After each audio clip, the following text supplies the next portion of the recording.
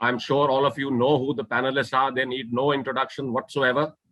They are a name to reckon with in our maritime industry, the Indian maritime industry and the international maritime industry. Our sailing seafarers, our learned moderators, all of you know how deep is the understanding of Captain Yadav and Mr. Rai of the maritime industry. I welcome you all, ladies and gentlemen. It is an honor to be part of this seminar or webinar, and which is so ably put together by Editor-in-Chief of Maritime Destination, Mr. Gagan Pandey. The theme of this webinar is connecting sea and shore. Any successful sea voyage can only be accomplished if there is a proper sync between the sailing staff and the shore staff. The seafarers have limited resources available on board, and it is up to the shore staff to supplement these resources in a timely and effective manner. As you all know, the maritime industry is the mother industry.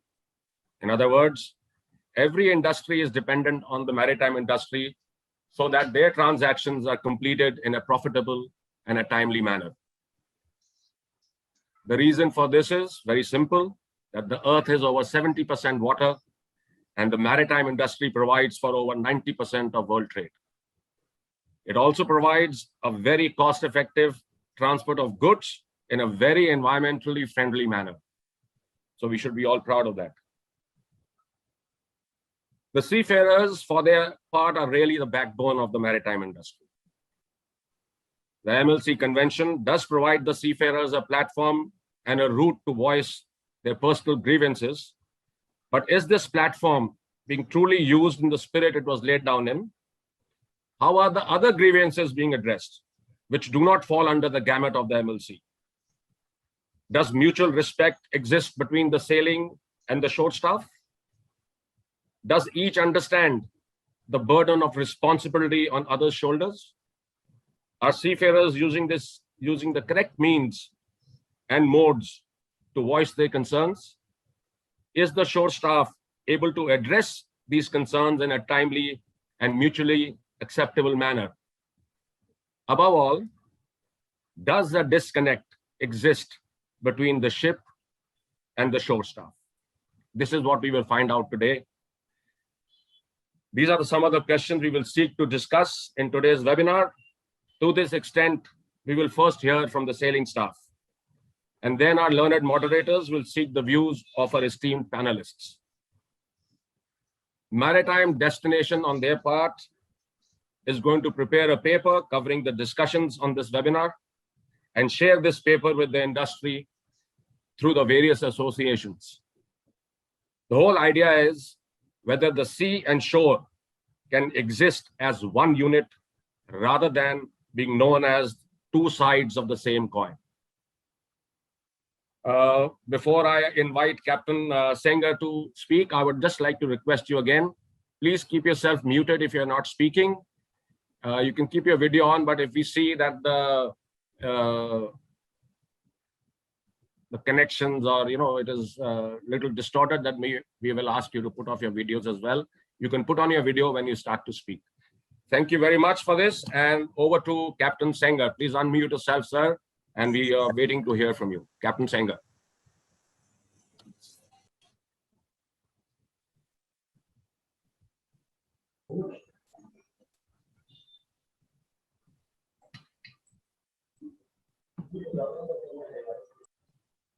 Captain Sengar? Captain Sengar, you are still unmuted.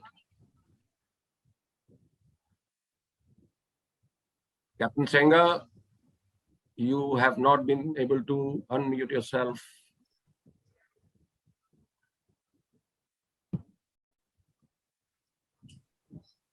Can you hear me, sir? Yes, now I can. Yes, yes. Yeah, Now good it's evening, clear. sir. Good evening. Good evening to all of you, sir. Sir, I've been told to give my views, so let me put forward certain things. The first thing I would like to state, sir, is that almost with all the upcoming regulations, it is becoming very impractical to follow it, and mainly the commercial pressure is such that almost all the time master is on the edge of safety. What to call, whom to call, when to call, and we are on a 24 hours, update that we have to give to the company. That is also causing us a lot of, it is affecting our rest hours also. And due to the lack of support that we are getting from office, even the boarding agents have become more powerful than the captain now. That is what we have. Although so many things are there, if a lot of ifs and buts are there, but this is what we are feeling, And another thing is that the minimum stores are being supplied, just to keep barely the propeller running. That is another, it is to our disadvantage, and we are supposed to just run the ship somehow or the other.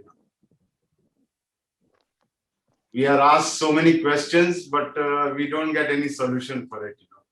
So all the thing is, if some problem we land up, all is we have to do is we have to keep giving updates every 5 minutes, which becomes very difficult for a master to, work in such cases. And although a lot of conventions are in place, but I think IMO has to somewhere come up with something, because we are getting harassed by the authorities everywhere, wherever we go. The ship staff is almost like a second-class citizen now. It has become, and after this pandemic, it has things are getting more bad. Yeah. And more or less, we are like at times we have become criminal only. Another thing is we can't go ashore anywhere. This is also a problem. And the shorely problem has always been there, sir. When we initially joined the Merchant Navy, we were always saying that join the Merchant Navy and see the world. But sir, we haven't been able to see the world since last few years. Only we see the world through the porthole.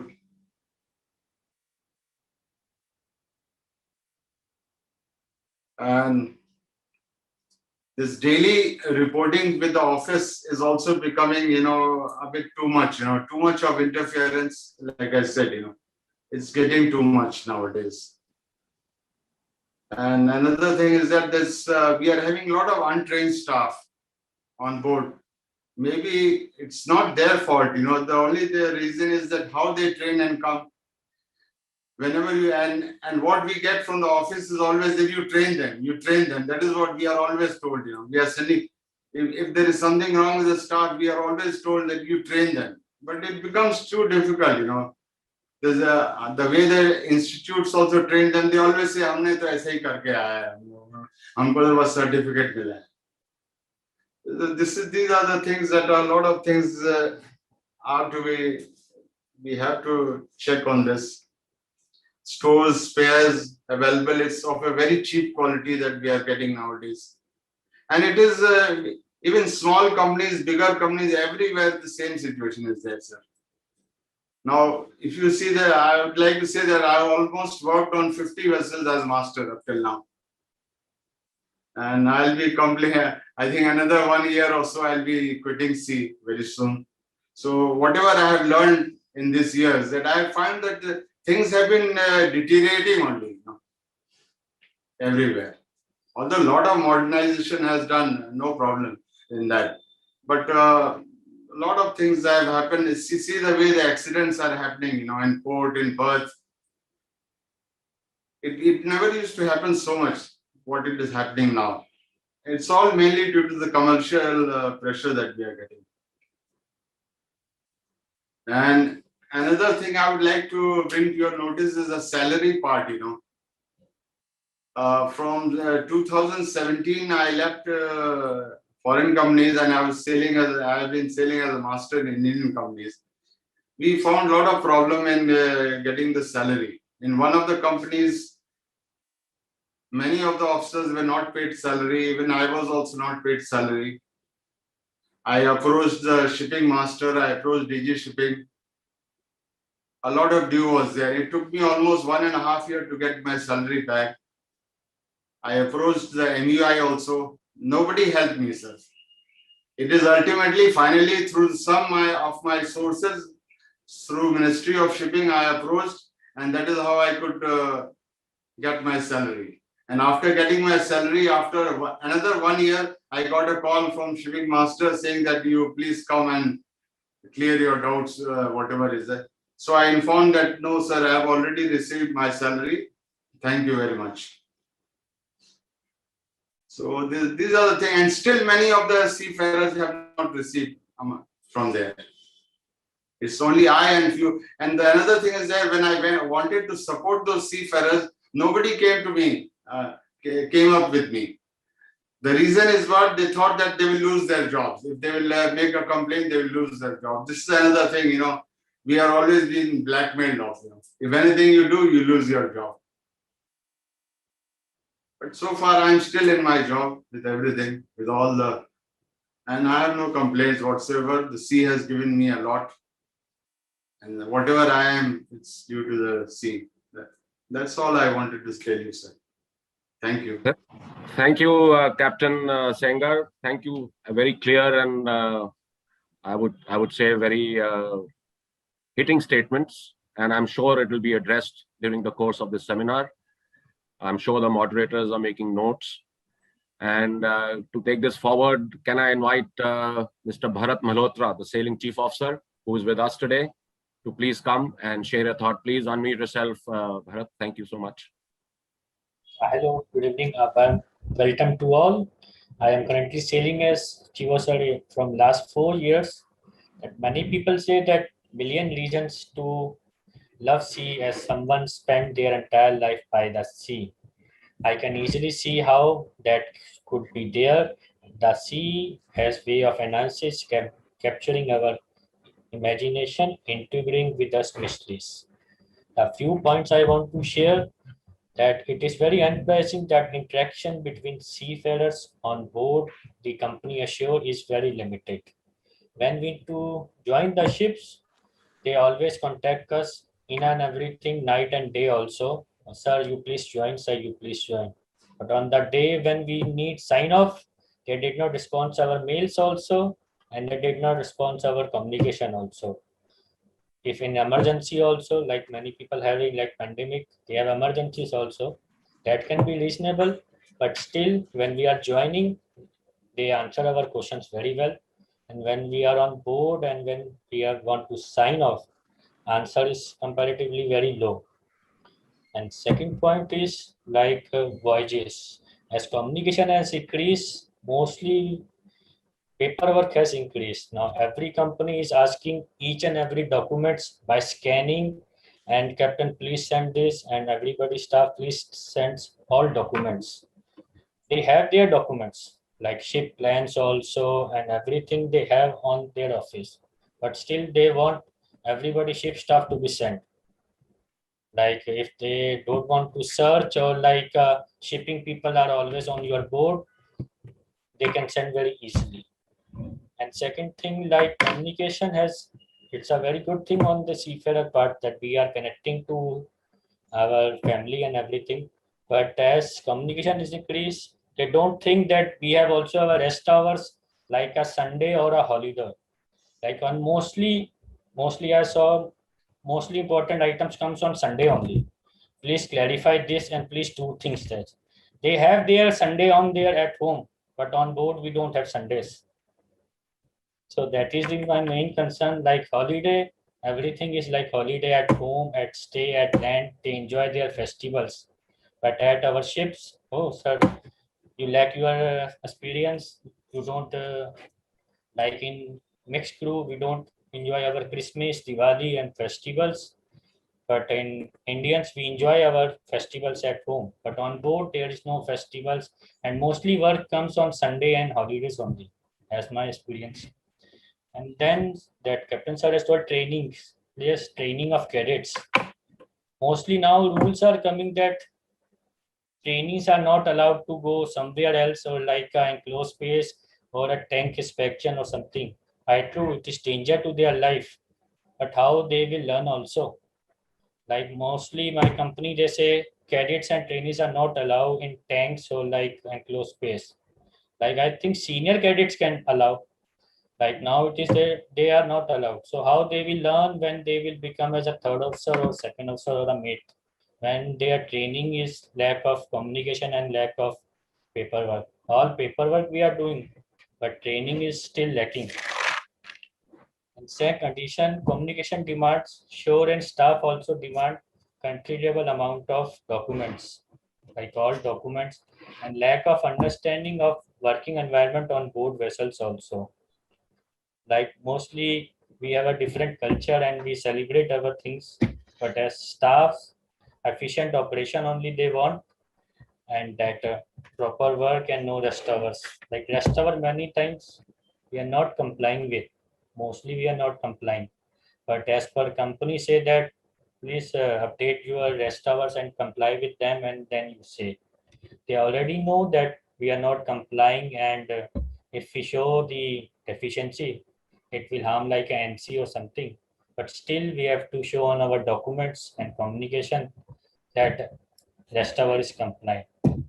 Mostly seafarers are worried about blames. Mostly there should be the no blame policy in the minor event or deficiency is there. Like people are strange that they will blame us. Like something has done wrong, it will be blamed to my job or it will be blamed to my like reputation. So mostly people try to hide something. So that should be avoided. Okay, mistake happens with everybody, but training is different, but blaming is different. Like mostly cadets are like affair, oh, blame or my job will be lost. And there should be checklist should be specified. Now checklist is increasing every day. Documentation, communication is easy. Each and every day we have to send photos of every work. I think nowadays I'm thinking we should get a one photographer on board because communication is so cheap. They want everything photos. You work photo, you sleep photos. Anything new has been installed, please send photos. Okay, they have done, but photos is increasing so much that on rest hour also we are preparing our slides and PPT for to send to photos. And if we did not send, suddenly message come. Kindly gentle reminder of your photos. And secondly, improve our mutual understanding of seafarer and shore staff also. When they are personally, I believe when they were sailing, they also has gone through same things also. And when they are on shore, typically thinking has changed. Everybody is working 24/7 on boards. But at home, when we call them or something is happened, sir, we are busy or we are at rest times. But on boards, communication is free. Anybody can call every time, and all mails can be sent. And mostly mails, it is that reply within a few hours. Like we are busy or some maneuvering is going on, some important operation is going on, but that work should be done before if the any important work is going on. That's all. Thank you. Thank you, Mr. Malhotra. I'm sure the moderators have noted down again your concerns, and we will wait for our panelists to respond to them. May I request Mr. Ashish Singh, second officer, sailing second officer, to please come up and speak. Yes, a very good evening, sir. Good evening, respected chief guest, our moderators, and our panelists, and all our seafarers, sir. My name is Ashish Singh, and I'm second officer working on offshore vessels. Now, sir, today I am here to keep some major issues we seafarers experience, out of which the first key point I would like to highlight is the non-payment of the wages. So that's very serious problem in this industry now, in offshore industry especially. So in spite of working on board, living hard life away from family, friends, social life, we don't get paid much, and most of the time we don't even get salaries. And after sign off, we have to run from months and months. We have to run from shipping companies to shipping master's office, and from shipping master's office to various union, and sometimes we don't even get our wages after running so much because we have to save further also for our bread and butter. So that's how we see seafarers who find their dream jobs, which was very lucrative, globe-trotting lifestyle and adventurous working environment. All these things seems to be in dark because if you don't get the salary, then globe-trotting lifestyle and adventurous working environment seems to be nullified. So, and not only this, because most of the time and most of the seafarers, they are the loan earning member in the family. So it makes particularly tough in those situations. The second point I would like to highlight is the substandard food conditions. Insufficient food is provided, and it appears in some cases the company thinks of this expense as an unnecessary wasteful expenditures, and the provisions only enough for seafarers where survival is provided. So, third but not least, substandard living conditions. So it is common in offshore vessels to find bed bugs, torn sofas, defective fridges, defective and insufficient washing machines, and little and insufficient entertainment systems. And all in all, seafarers are treated that they are machines who have been bought for the sole purpose of being productive for the company. And not only this, we are not even being treated like we are living and breathing humans. So this is what I just want to say. And it was a huge privilege to be able to present our these issue in an esteemed forum like this. So thank you very much, sir. Thank you, Ashish. That was very precise, and I'm sure it will be looked into. Yes, sir. Can I request Sailing Third Officer, Ms. Anshu Priya, to please address us? Anshu?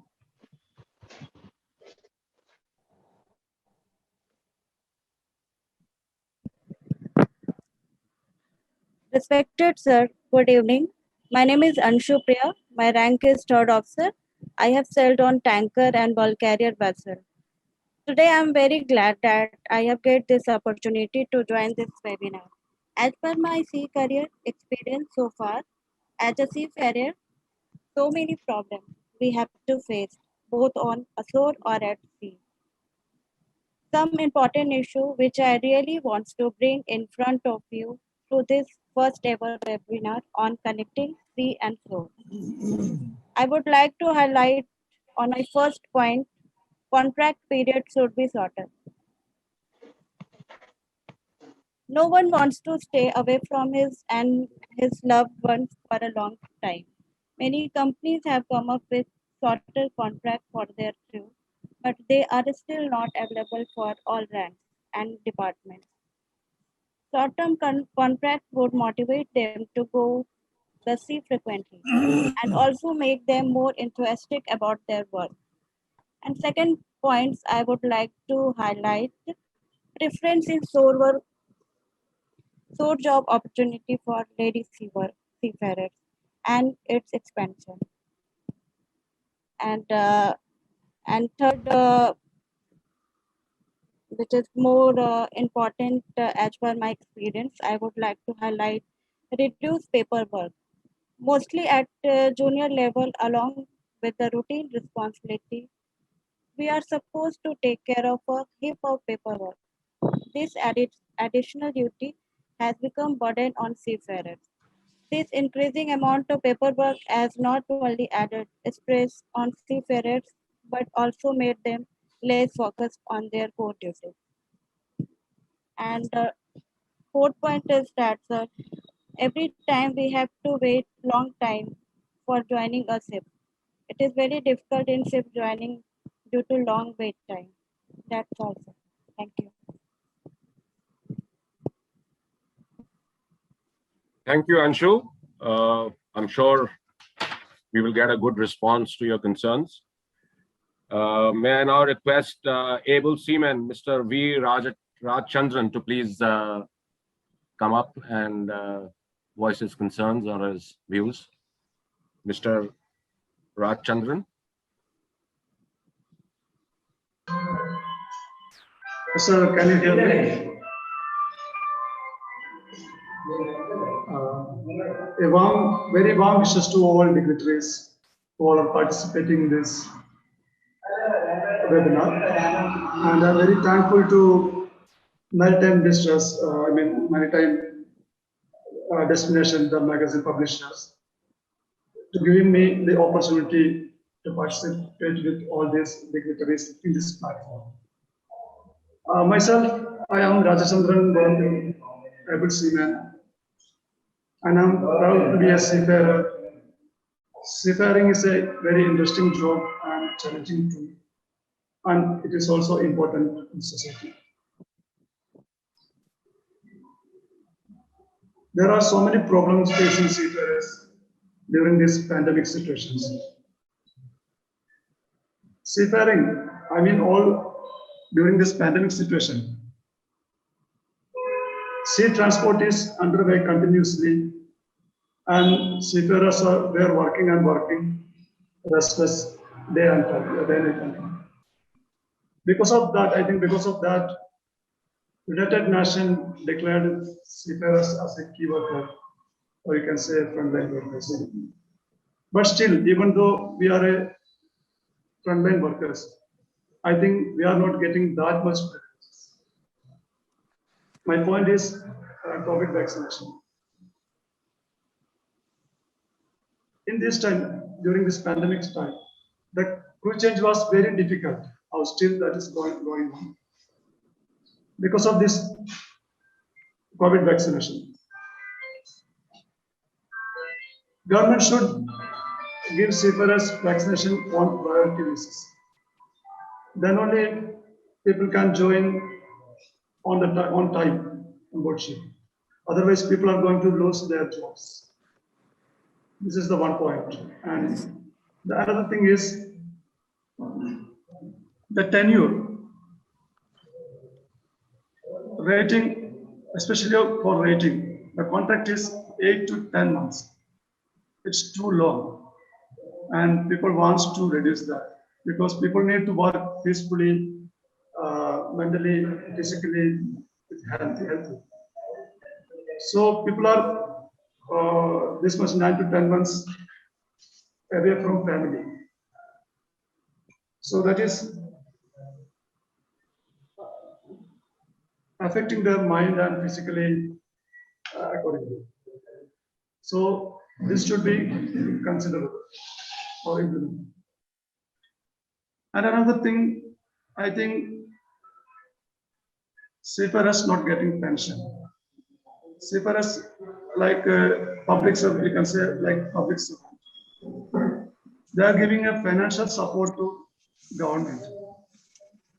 So after retirement, seafarers nothing there. एक बार retire होने के बाद semen लोगों को सीफारों को कुछ नहीं मिलता. जिंदगी भर काम करके दरिया में काम करके लोग कमा के फैमिली के लिए सोसाइटी के लिए not only for family we are earning for society only. We are doing so many contribution. We are doing so many contributions to society. So of course seafarers should get pension. So this point also this should be considerable, and this has to bring in notice of government. And I think that's all from my side. And I'm thanks to Maritime Destination for adding me in this webinar. And thank you all. Thank you, Mr. Rajchandran. We're going to deviate slightly from our agenda. And now I'm going to ask and request Captain Yadav to take over and pose a few questions and get the viewpoint of our panelists on the basis of what they've heard so far. Over to you, Captain Yadav. Yeah, thank you, Captain Mani. I thought it is going to be very smooth affair doing the moderation in this seminar, but I can see it's really tough task, but doesn't matter. Let me take one item at a time. First thing, I will request Second Officer Ashish Singh to please clarify for our understanding because probably that's the maximum items that I have noted down. Is it only in the offshore sector, the conditions that you have described? That is the OSVs, particularly with respect to the living conditions and also with respect to the payment of wages. So these are the two main items that you highlighted. Other than the prestige, of course, the many things may be common. But I would like you to clarify this part first, whether you are only referring to the offshore sector, or is it also related to, because before I go and put the questions to our esteemed panelists, or this particular statement was only related to OSV? A very good evening, sir. As far as to my concern and to my experience, and to with a very little experience, I am only referring this to the offshore field. Like, since after getting my COC, I am being sailing on the offshore vessels. So this problem was pertaining to offshore industries, the living conditions, the wages part, the the food conditions, substandard living conditions, substandard food conditions. It's pertaining to offshore industry, offshore vessels.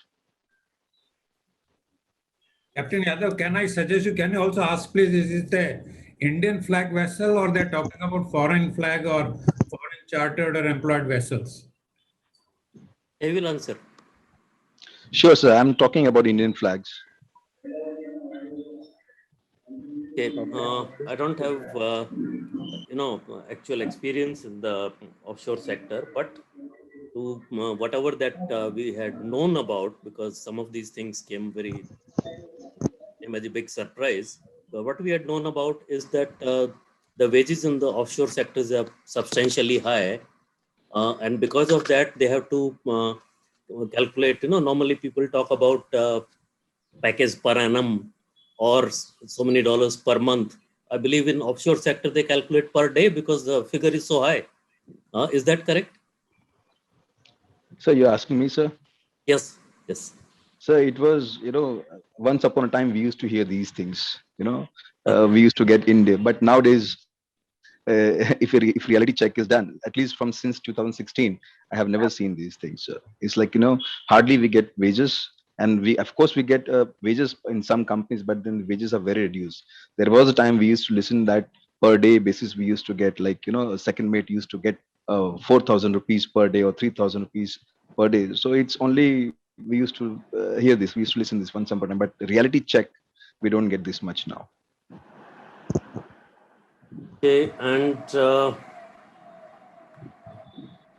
just one more very small clarification from you about the substandard food. I thought it is some 405 rupees per day per person, which is paid as a fixed allowance to the people.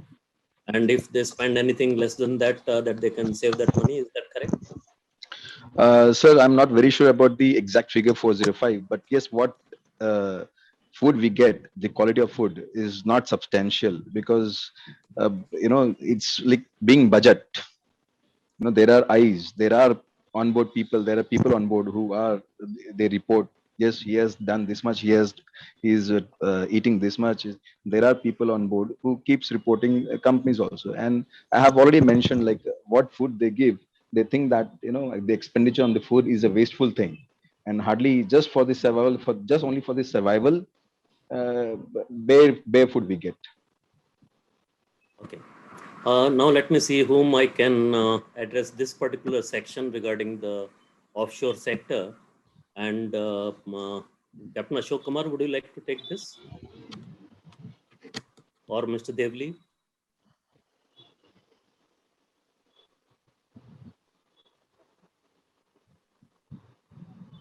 What, you want me to respond to him? No, see, he has given such long list of various things which pertain primarily to the offshore sector, and that's why we started with that part first. That the items that he has pointed out. I mean, I don't know how to really establish that directly with and not having any direct connections with the offshore sector. Okay, so let me interrupt you. I don't for a moment wish to believe that what he's saying is incorrect. Okay, maybe he may be right. I mean, why will somebody lie? I don't think Mr. Ashish is looking for some glory in the sun to say it. So I don't think there is anything wrong in what he's saying. But I don't know how else you want me to respond. I mean, he probably, as much as in life, I think, when I also worked, not necessarily I always got good bosses. We talk about it's bad things that he has faced, and I'm truly sorry that if he, didn't get enough food or his wages was delayed, etc. I don't think anybody can, offering any can console him, because that is his personal. I mean, this is his own personal hurt. How can anybody console him? So I don't think it is. I have anything to say to him. All that I'm saying is it is unfortunate that this has happened, and perhaps what we should all look at is how would we prevent this from happening in the future. I think that is what we Okay. should try and concentrate on. That, perhaps if I was in his place and I felt that my salaries were not being paid, this is something that between Iswan, Chirag Bari and me, we have regularly been maintaining that it has always foxed me as to why a seafarer stays on board a vessel when his salary is not paid. And there seems to be some kind of a misconception that the person, if he does not remain on board, he loses the lien over the wage, which is, all of us know that is not true. But these things happen ashore also. And I can tell you of large companies, senior people amongst us sitting in this very room today who have not received salaries. And, this is human nature. But the fact of life is that we have to move on. So my only suggestion to him is he's young. Whatever experience you have gone through, let it be a learning for you. Pass this learning to the others. Give the others the confidence that when you face these kind of bad days, you do not necessarily need to continue working with that company. Your wage with that company, your lien over that wage remains regardless, Ashish. Whether you're in India, whether you're here, or whether you're anywhere else, there is no need for you to sail on board the ship. And the second most important point is, unlike somebody like me who's working ashore, your wage takes first priority over banking dues. I'm sure you're aware of that. Am I right? Yes, sir. Whereas if Captain Yadav was to not get his salary, no offense meant to him, or if I was not to get my salary, we would have to stand in line like any other creditor. So my suggestion to you would be, let us look at this positively. So to recap, no, nobody can understand your pain. It's very easy for us to say, oh, I understand your pain. No, we cannot. At least I cannot, because I didn't go through what you went. But I would entreat that whatever difficulty you went through should be a learning for us. And maybe at the end of this whole conversation, we should be able to come up with some kind of a process by which we can ensure that from tomorrow, at least, this kind of a difficulty faced by a seafarer is addressed better. Thank you. Thank you. Thank you, sir. Thank you, Mr. Devlip. Thank you, Ashish. Now I'll just request Mr. Amar Singh Thakur to just give some, assurance or something to look into the issues that have been pointed out. Yeah. Good evening, ladies and gentlemen. Thank you very much, Captain Yadav. First of all, seafarer should know the rights of his entitlement. As per MLC 2006, it is only clearly mentioned, if you are not getting wages within 1 month or 2 months, they can revoke the security, social security, 4-month wages. That is always there. So once they are complaining to us, we are telling them to you always revoke the social security. So they will get the wages. If they are not getting wages, then we can ask the company, and then we are putting the company into the shipping master and we are dealing with that. Now regarding the messing food, INSA MA agreement, it is clearly mentioned there, and the Mino is also healthy food to be given. That is company to company, company to company. But there are seafarers, they want own messing, which have started, some companies started, so which we have stopped this time. The company should provide healthy food and nutrient food.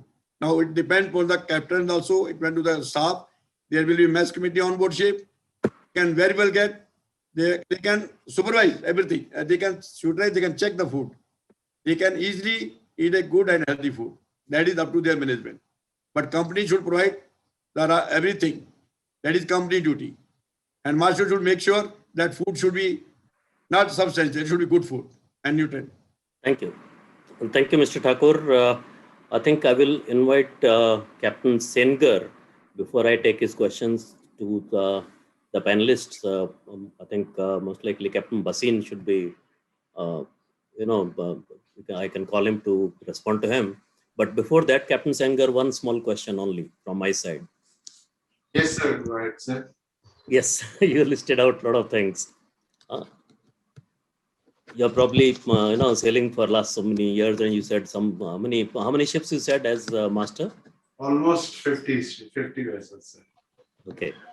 Now, with all of the other things that you pointed out, there must be some good things also for you to continue and stay for that long. Why not? So I thought you will probably throw some light on that part as well, because everything, it can't be so bad. A very limited time was given to me. So in that, yeah, no.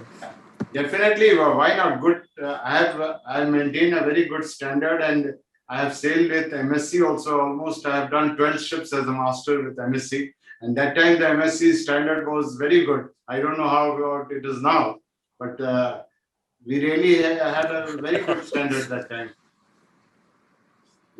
That time we never paid for. Every time I used to join the vessel, my wife used to come before signing off. And everything was paid by the company, to and fro. But now it is, I think now it has been stopped.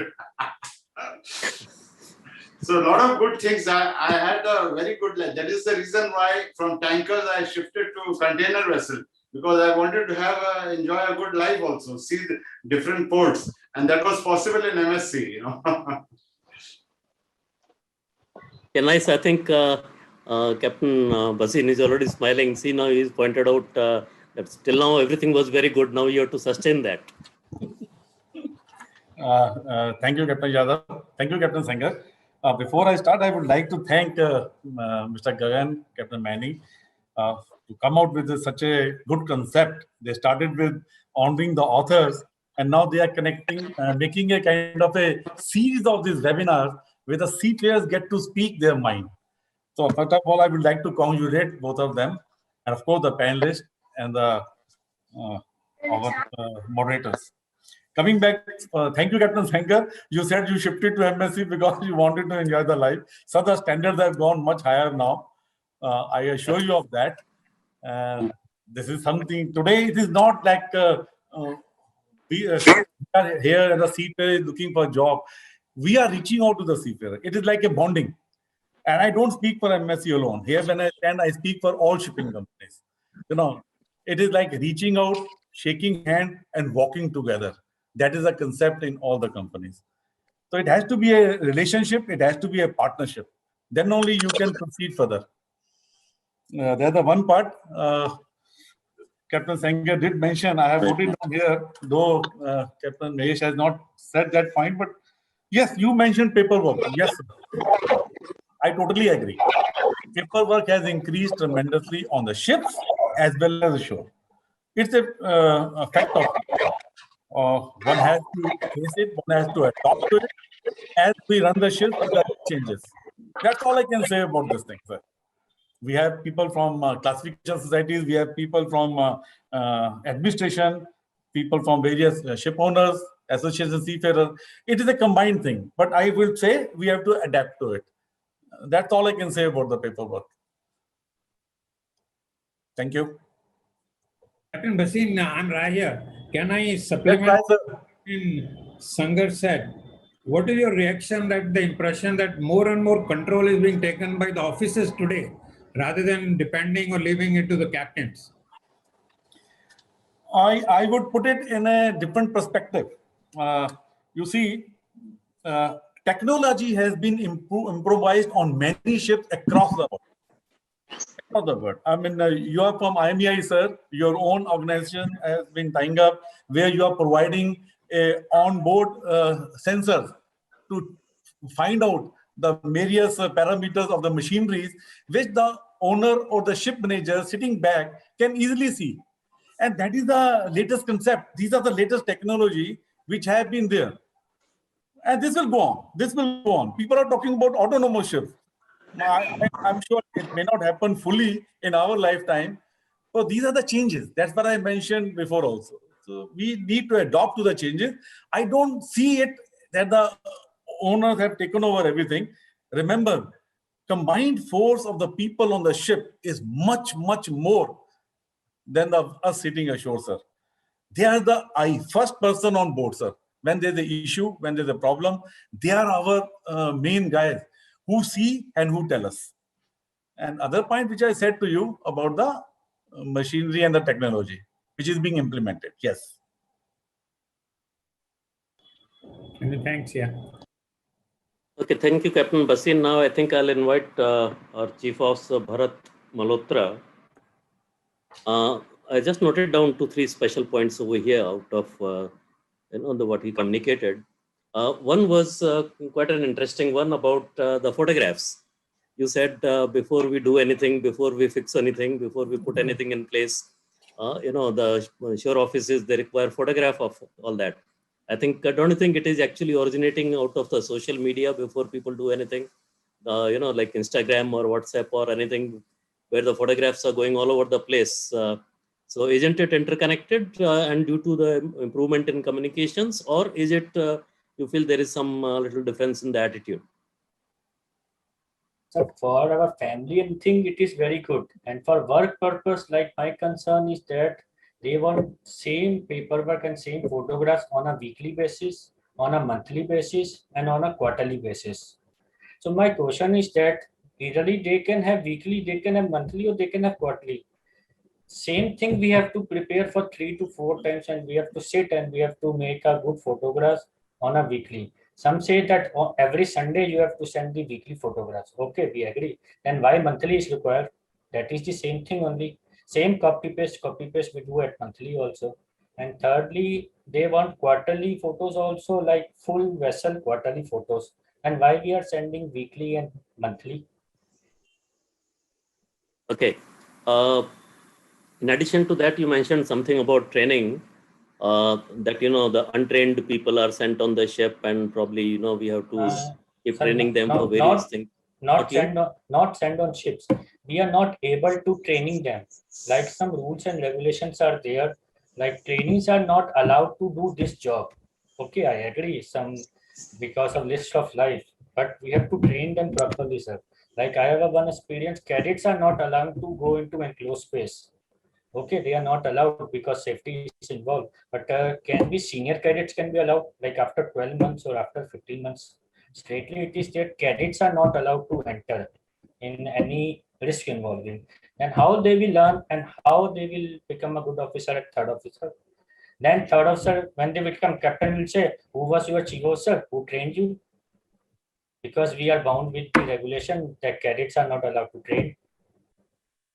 Okay.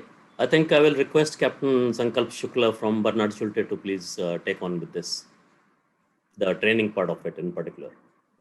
Yeah, okay. Good evening, everybody.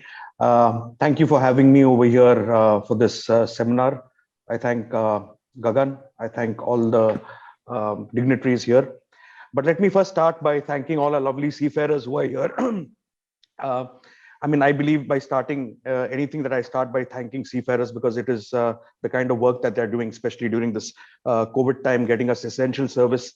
We need to remember and respect what they are doing, not only as a shipping community, but as a world at large. Yes, that's why they are designated as essential workers. A lot of us sitting here have worked towards that, and even the Indian government has recognized them as essential workers. So thank you, ladies and gentlemen, for the immense work that you all do and to take the world economy forward. Now, coming back to training, see, the reason, Bharat, the reason that if you remember earlier on, these regulations were not there, that, cadets are not permitted to go inside tanks or not allowed to work aloft. How regulations actually emerge is because of past incidents. And we've had numerous incidents on multiple ships where we've seen cadets losing their lives during doing tank entries and things like that. While saying that, again, you ask, yes, then people ask, where is the practical training coming in? what happens is they understudy the people who are actually doing it, maybe not by actually going inside, but seeing what safety protocols are being followed, seeing what checklists are not meant for actually ticking, but the checklists are actually being followed and how it actually works. And subsequently being an officer, again, being an officer does not mean that, okay, he's become an officer, let's send him all, let him be a team leader to enter a tank. No, when he starts off as a third officer or as a fourth engineer, he's accompanied by somebody senior, like a chief officer takes him. But again, as far as regulation comes, it is all because of past incidents that have taken place, and they are grave incidents where people have lost their lives, and the number of incidents. Training assure, I can tell you again, being the chairman of FOSMA, we've got 2 of our institutes. We work very closely with MASSA, who've got their institutes. We also work with the other institutes where we a couple of years back, we had something known as an internal benchmarking or whatever we did. There is a lot of effort that is being taken, that whatever best training can be provided ashore is being given. There are more simulator-based training. Moreover, a lot of companies, standard companies, despite them being our seafarers being trained in STCW, holding certificates of competency, have in-house training, again, simulator-based training, value-added training, so that we send a person as prepared as possible on board the ship. While saying that, I am a person who very firmly believes that whatever training can be carried out on board the ship can never be substituted ashore. There are certain kind of training, practical training, that can only be carried out on board the ship. And as historically, our industry is such where we have always, whether I was a cadet or whether I was a junior officer, my senior officers trained me for the job that I was going to take over later on. So that training will continue being the focus on board the ship. And that is not something that we can take away from the vessel. So I'm sorry that, yes, there is, I know there is a lot of paperwork today. I understand where you come from. I like that, I like that thing that you brought up, that there should be a photographer on board the ship. I completely understand. Just imagine on the crew list, you've got so-and-so and he's a ship's photographer. On that was on a lighter note. But again, what is happening is we have a lot of people who come ashore, forgetting what experiences they had faced on board the ship. A lot of companies, in fact, have a mentoring program for the superintendents where they say that, try and reduce as much paperwork as possible, try and reduce communication with the ship as much as possible. Again, what Captain Basin said, I would support him over there. There's a lot of automation that is taking place currently. There are sensors being fitted where there's real-time information coming to the office, not requiring that much communication from the office. So it's all work in progress. But this is what my answer to your question is. Thank you. Sir, one thing. So mostly photograph depends on person to person and superintendent to superintendent also. That is my concern. That company should make should be sent on a weekly purpose. Photograph should be on monthly.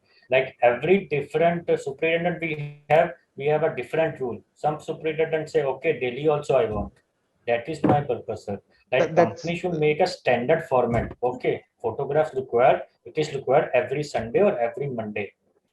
Yes, Mr. Bharat, that's what I acknowledge that. That's what I said. A lot of people, once they come ashore, they forget the difficulties that they go on board, what they faced on board the ship. And a lot of companies have this transition program. Sir, I'm not audible. Voice is not coming. Can you hear me? Hello? Hello? Yes, we can hear you, Captain Shukla. Go ahead. Yeah. So again, coming back to what Bharat, a lot of companies have this transition program for people who are coming from board the ship, coming as superintendents ashore. There is a transition program where they are being mentored to reduce the communication. There are standard processes that companies are having.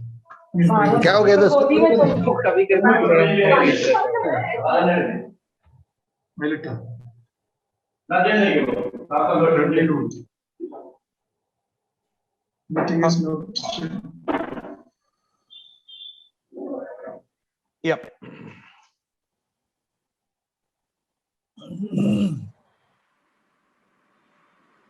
Yeah, is that okay?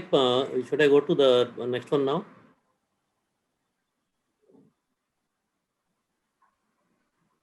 All right. Miss third officer, Miss Anshu Priya, she's pointed out uh, primarily two issues. One is the duration of the contract period, and the other one was about the short job opportunities, if I am right, for the women seafarers. So, who would like to take on that part about the duration of the contract, Captain? Or let me see if anybody else is there. Dr. Bhavnani, you are here?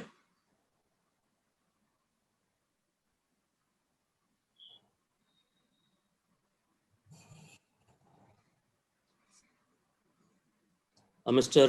Manish Pradhan? Dr. Bhavnani is here. He'll take on. Good afternoon. Okay, okay.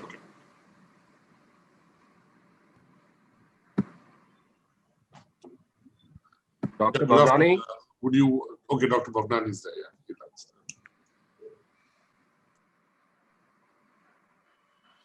I think he's maybe a little busy.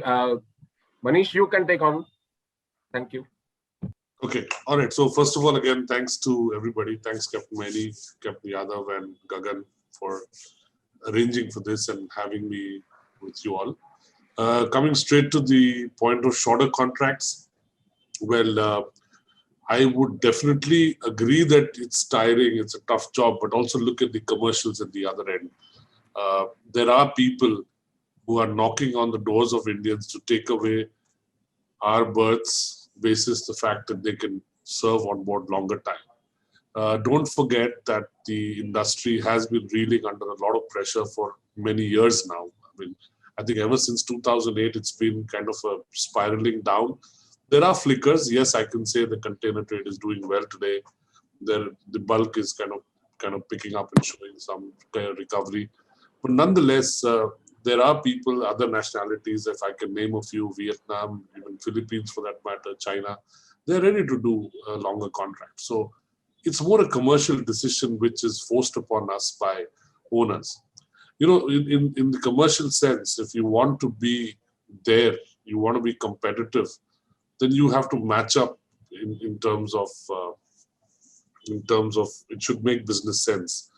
There was a time when the Indians, I think if you go back in time when Captain Yadav and Captain Maini were sailing, there's very few jobs for Indians. And we knocked over the Europeans and the Japanese only by virtue of the fact that we were ready to do a good job and we were ready to stay on longer at lesser money. That's how the Indians replaced the other nationalities. And now, as we are amongst the well-paid people, we are being pushed over. And trust me, I would feel that many of you would agree that we are under threat. So till such time that we see better days, I think it will be good to hold on. Completely agree that it's a tiring job and it would be good to see lower contract periods. But I think we just need to wait on a little further. Thank you. I think thanks. Sir, if you mind, if I interrupt for a minute, I'll let you know. Yes. Yeah, sure. Just let me complete this particular thing. Okay. Dr. Sanjay Bhavnani, can you answer this question regarding the lack of short job opportunities for women seafarers? Yeah, sure. Definitely. I'll do that. Are you able to hear me? Yes, clear. Okay. Thank you very much. I think, first of all, my congratulations to the organizers, Mr. Gagan Pandey, for coming out with such a novel concept of bridging the gap between the ship and the shore. And I think this is indeed an opportunity to understand and communicate better the overall thinking and the perceptions which exist between the sailing staff and the shore staff, and to bridge them in whatever manner they can be done best. I think at the onset, it's very important, and I would like to assure that all the seafarers that their contribution and efforts which have been put in to keep the global fleet running is very much recognized and understood. The industry is not only grateful, but very proud of each and every Indian seafarer, either present here or not. Can we please give them a very big hand for this particular achievement? Gentlemen, ladies and gentlemen, please put your hands together. Thank you very much. Now, of course,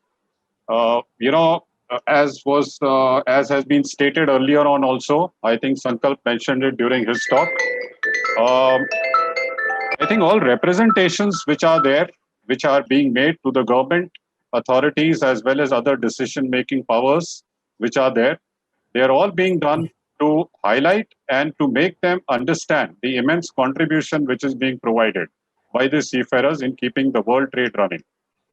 The problem here is the awareness of the non-shipping world towards shipping, which continues. In fact, this has been a problem since the last so many years, in fact, decades.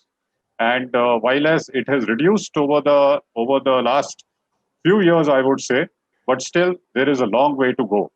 But nevertheless, I think as an industry as a whole, I think as Captain Bhasin also stated very correctly, that the whole industry is together in trying to highlight what the seafarers have done and what they can do more, and people should stand up and recognize all their efforts.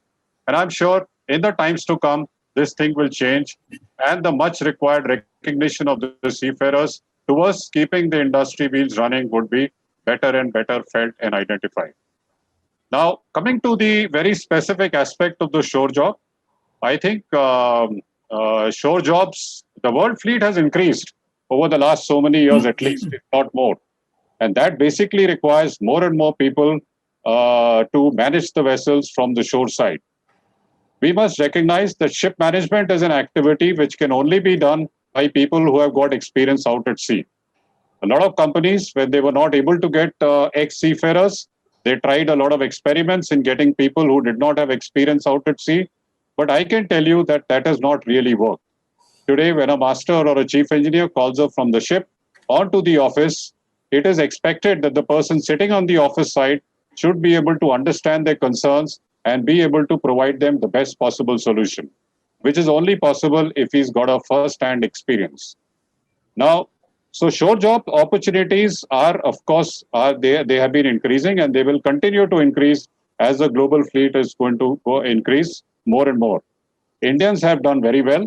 Indians have proved their versatility, their utility, their functionality in not only working out at sea in a very effective manner, but also working on shore in truly a manner in which they can bring the commercial and the technical aspects in a congruent way.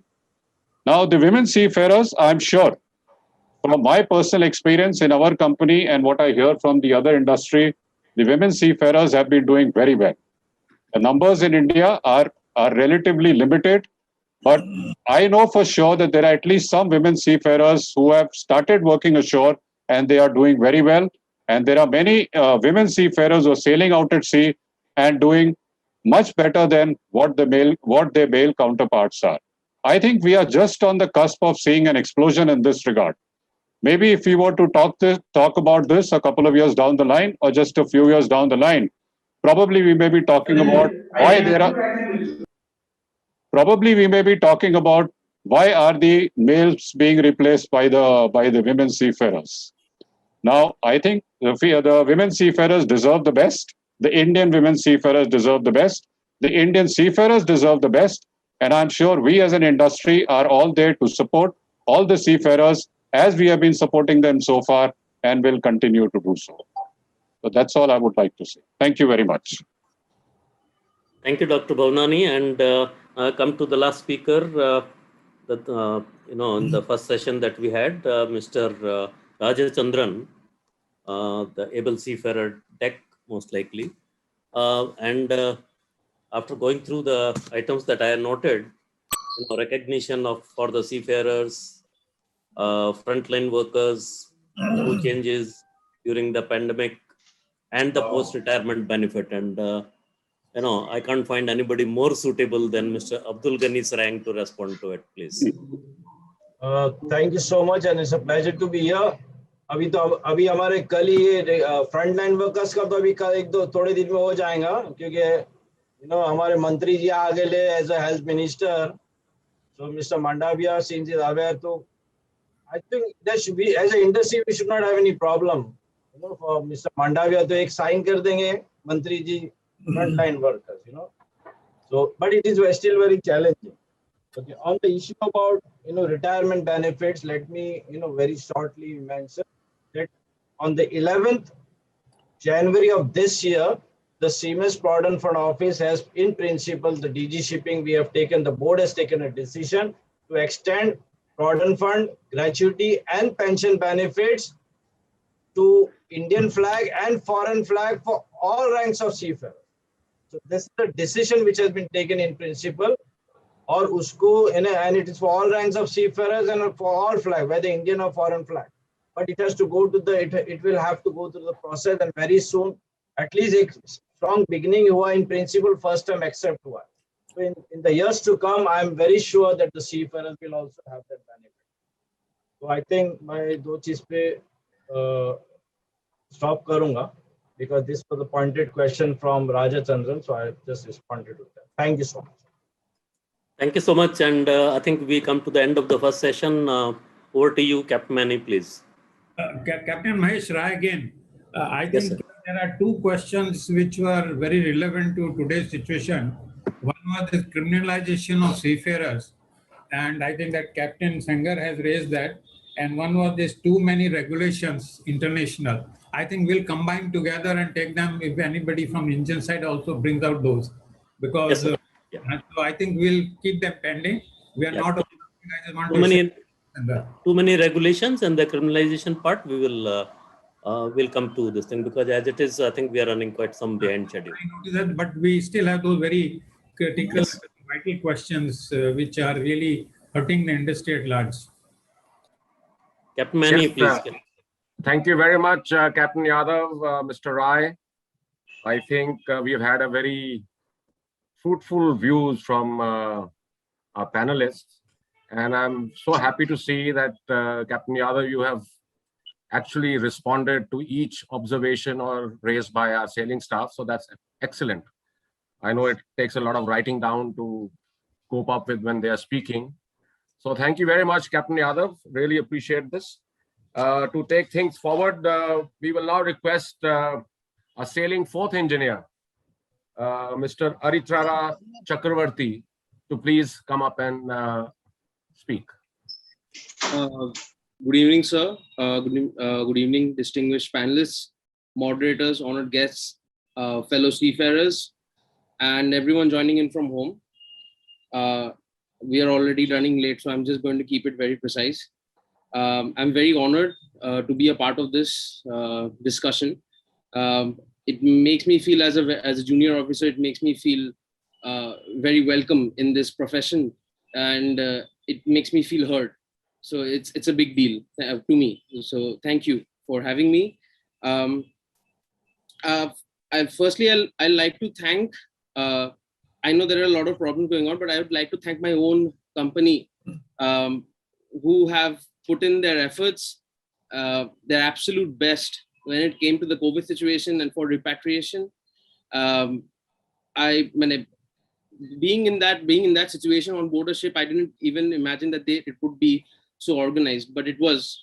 But there are some grievances from other companies, from a few fellow seafarers, my batchmates, especially people on liner trades. Give like for a particular example, I'll give. There are ships. There's a friend of mine on a ship who's going from Mogadishu to Salalah, and since there is no scope of repatriation, he feels he's stuck there. He feels he's been abandoned, which I'm sure is not true. Okay. Second issue I would come to is, as a fourth engineer, so I've done 3 ships already, but there are people who are fresh off the boat, who just cleared their class 4s, and there is a rising concern about fourth engineers losing their job because they're removing the ranks from a few companies. It's an ongoing trend. I may be wrong, but that's what I've been hearing, that's what I've been seeing as well. There are people fresh off after class 4 who have been denied jobs as a fourth engineer, and they have nowhere to go because no one will take a fourth engineer. who has no experience. So this is rising concern among us, at least. Maybe not for me because I've already done a few ships, but at least I've spoken to a few juniors of mine, and they are really worried about it. One more thing, this has nothing to do with ships or companies. It's so this time I came here primarily focused to give my class 2 examinations. There are, though we are moving towards the digital front now, everything is digital. We are having video conferences, all the courses are online, but there are a few courses which you have to be physically present. So I'm from Calcutta, I'm from West Bengal. And at least here, where situations are normalizing, where restaurants are reopening, where barber shops are reopening, our training institutes are closed. There is no communication between the training institutes and the states, because every time I call, they will have some information that as we don't know, please call later, please call a month later, 2 weeks later. There is no clear-cut communication.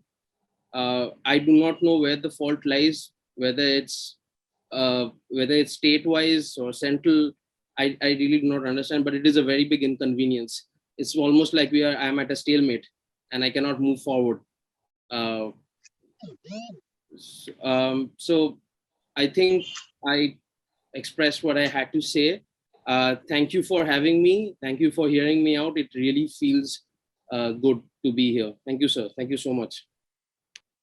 Thank you, Mr. Chakrabarti. It was really heartening to see some positive recognition of the shore industry, and I can see Captain Bhasin nodding. And he also appreciates that because he was one of the persons instrumental in getting things done, along with Dr. Bhavnani, from what I know. And thank you. We'll move ahead now. And may I request Mr. Mahesh Radhakrishnan to please take the stage. He is our sailing third engineer. Okay, sir. Very good evening. First of all, I'd like to thank. Can we see you, Mahesh? Thank. No, he's. Yeah. Okay. Thank you, Gagan sir, for giving an opportunity to talk 2-3 minutes on this. Not able to see, sir. Okay, sir. First of all, I'd like to thank you, Gagan sir, who has given me an opportunity to talk here in front of this panel. This is the first time I'm taking part in a webinar. And our chief guest and our moderators and panel members, all panel members, and all others who are present here, I'd like to thank you for giving me an opportunity. Hello. Yeah, go ahead, Mr. Mahesh. You're loud and clear. Okay. Okay.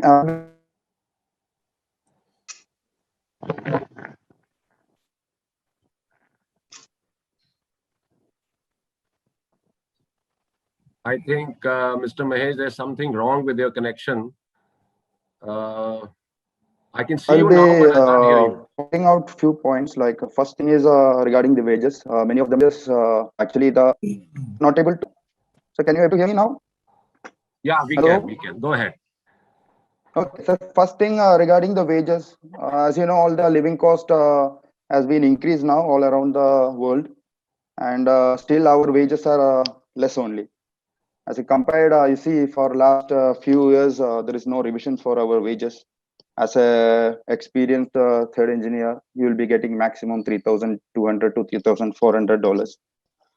I think that revision part has to be come forward within a few time, because otherwise all the living costs, everything is increasing. So we also have to look at our family. The second thing is regarding the automation ships which are coming up. So all the electronic parts, electrical parts, all there are a few improvements in the automation part. So we have required some training on the automation parts. As a third engineer, if I tell you, nowadays there is a trend going on, like removing the people, like manning levels, they are reducing. Like people, electrical officer, electrotechnical officer is being removed now from many of the ships. So our third engineers having more pressure on that because they have to take care of that job also, like ETO jobs that is already in head of third engineer. So I think he must get some, like third engineer should get some good training part, basically in the electrical and electronics part. And you know the cost in case of we are going for training ourselves, the training institutes are charging huge amount. Like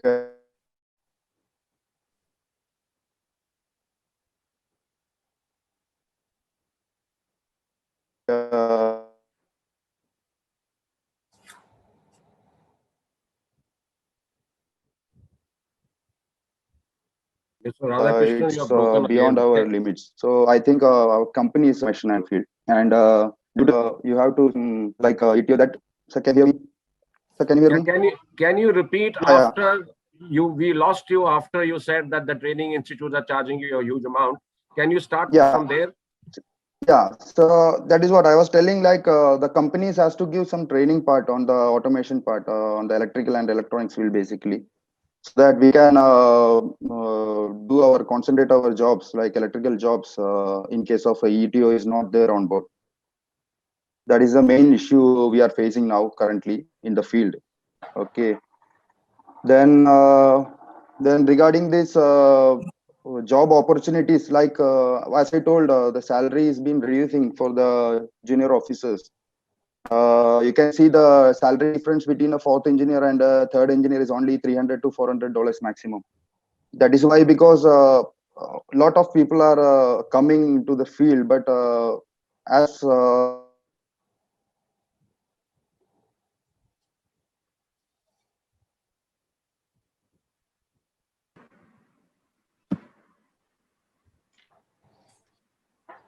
Captain Manny, I think we can switch to the next speaker because it is the audio is very, very unpredictable. having their own cadets, so be from them so you can switch over to that other guy. Thank you so much for giving me an opportunity to talk something. Thank you, sir. Yeah, Mr. Mahesh Radhakrishnan, if you have still something more to say, you can always type it on the chat. And No, sir, I was talking only 3 points that I have already mentioned regarding the wages, regarding the automation ships, and ETO replacement. That's all, sir. Thank you. Thank you.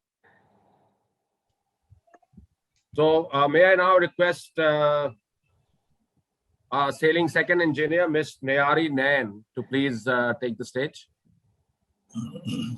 Thank you for the introduction, Captain Manny. The mustache, the muscle, and so much man-like is what has always been a part of the maritime industry, and unfortunately, the biggest bump in the career of all those maritime women I am representing right now. A very warm good evening to all the esteemed guests present and viewers watching this webinar. It would look biased if we promoted you before so many others in the line was told to me, even in a company with 0 female second engineers. I wish they could elaborate for the years we were not even in the line. While in the others, especially as an engineer, many of my friends were given a rank on a trial basis. If she's okay, then fine. If not, let's give her back to Manning. Adding the pandemic scenario to this already pressurized situation would mean the room has got more and more congested for women seafarers. I am thankful that I joined as a 2E on promotion from Brazil and signed off from the same port after 6 months without any breaks at all. I performed because I had to. But this point is to voice for all those of my friends, female seafarers who still have to use a Mr. before their names to even get a call. Why and for how long? If a girl cannot open the indicator valves of a generator, sack her. But please don't penalize the other one on the basis of that prejudiced generalization. The other point that I would like to highlight, which I strongly feel about, is around the unemployment issues of a massive number of juniors and cadets. It's a menace out there, but can be fought together. A reference from an industry senior gives an edge to their selection process, we all know. However, on the other side, not being related to them or aware of their background it becomes difficult for the seniors to endorse such candidates. Can there be a more simplified way we could refer them, keeping a balance for everyone's concerns? To conclude, I would only like to say that I was born in a society of inequalities, but I yearn to die in an equal one, and I will keep fighting to die like that. Thank you. Thank you, Ms. Nain. That was, I think, hit a lot of people's thinking right now. And thank you for sharing that, and thank you for being so candid about it.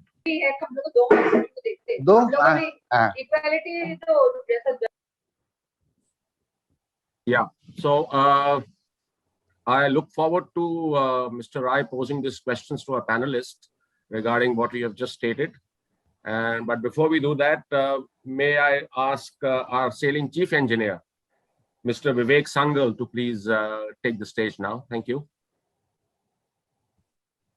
Mr. Vivek Sangal. Good evening, sir. Good evening, all. Am I audible to all? Yes, you are. My name is Vivek Sangal. I have been sailing from past 20 years now, which includes 8 years as chief engineer.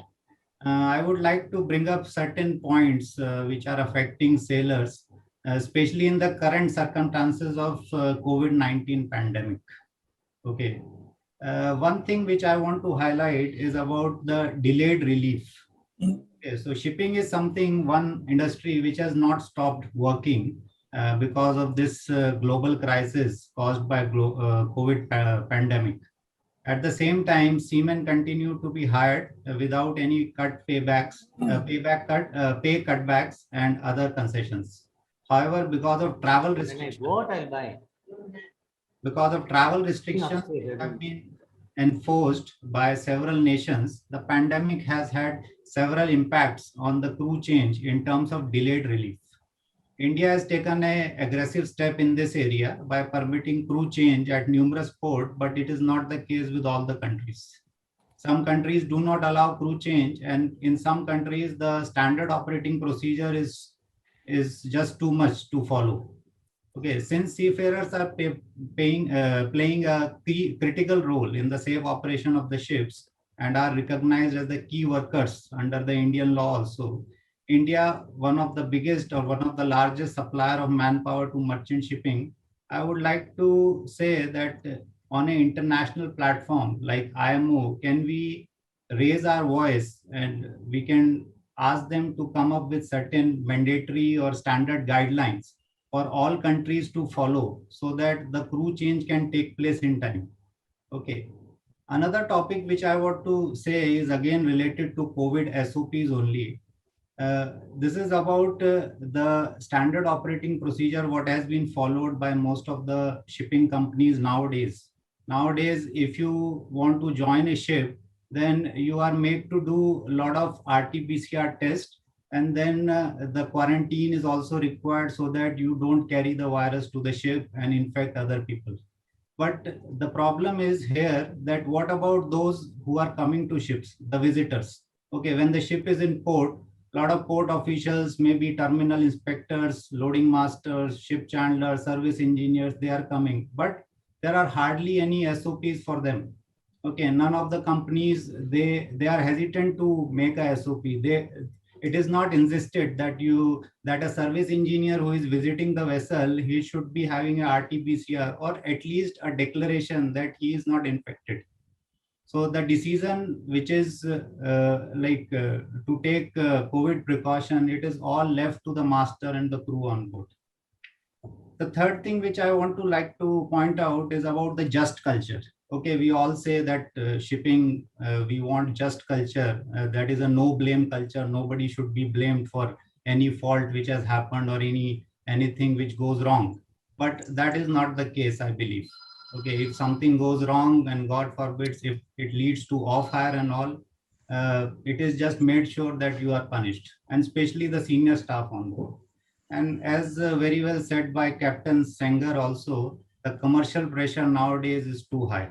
Okay, because new rules and regulations are coming up each and every day, something new equipments are being fit. Like in past few years, if you see, the ships are fitted with ballast water treatment system. We have exhaust gas cleaning system, and now further the IMO is behind reducing the CO2 emissions from the ship, and we'll be soon having engines which are running on LNG fuel or LPG fuel, which is non-conventional.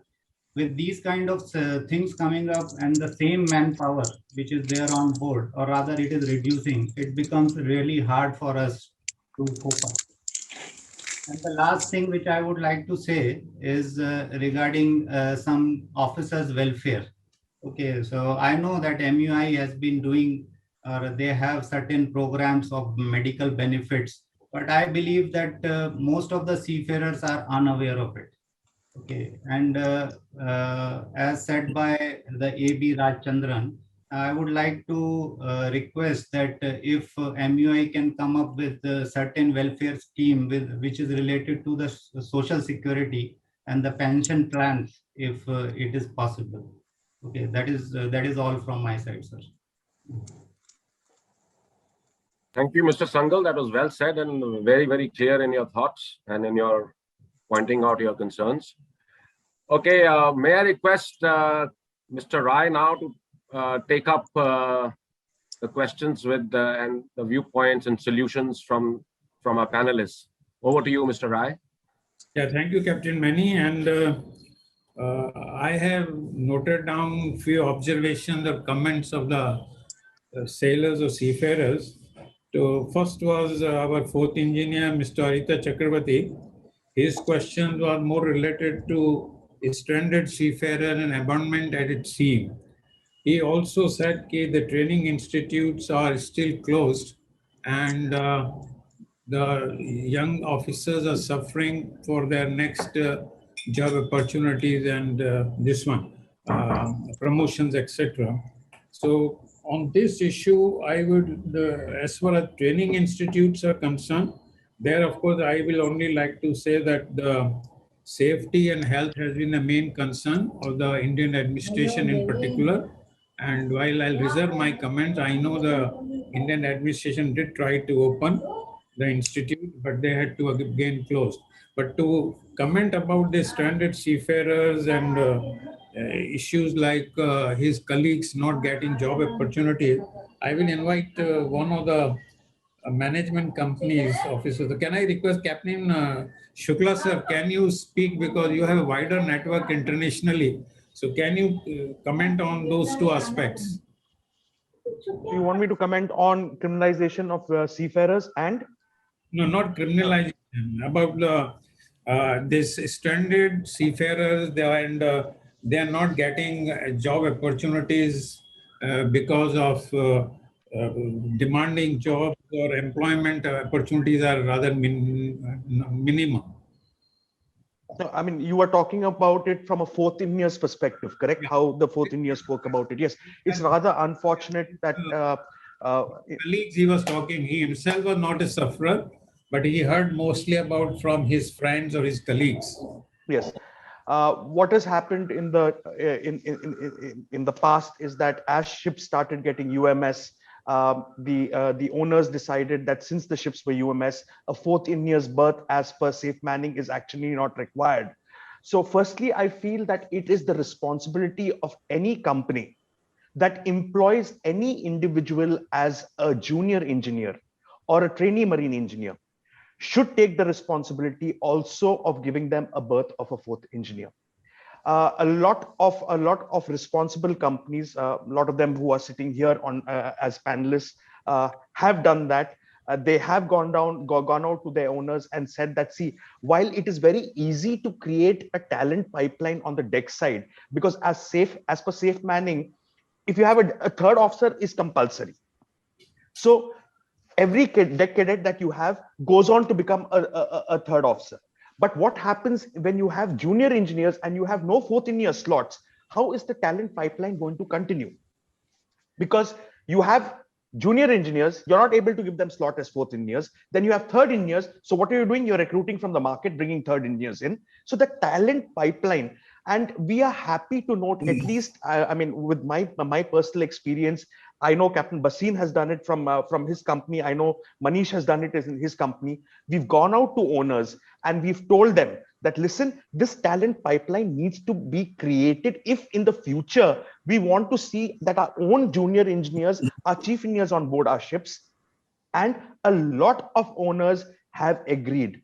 So it should be firstly, when a person is joining a company as a junior engineer, should understand what is the company like?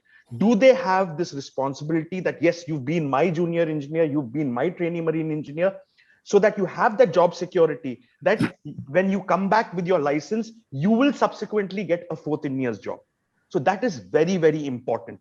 So what I can say is responsible managers, responsible owners are doing it. Yes, I know in the industry, I see a lot of 4th engineers applying to us. But as responsible companies, we've got our own 4th engineer for whom we've got our own trainee marine engineers and junior engineers for whom we've got the slots. So I think it is important that before a person joins any company as a junior engineer, sees what the background of the company is, how their performance with the talent pipeline of 4th engineers, 3rd engineers and all subsequently goes on to become. Thank you so much, Captain Sankla. I know we are running short of time, so I'll be a little quick on this. 3rd engineer, Mr. Mahesh Radhakrishnan, also raised some issue. One was about the wages not being revised, but this I think probably is not updated. We have MUI, Mr. Amar Singh Thakur and INSA Shri Devli here. And I believe INSA MUI agreement has recently been revised. So Mr. Amar Singh Thakur or the Devli sir, would you like to comment on this? Yeah, we have already revised the wages. Agreement has been done and booklet is going to be printed.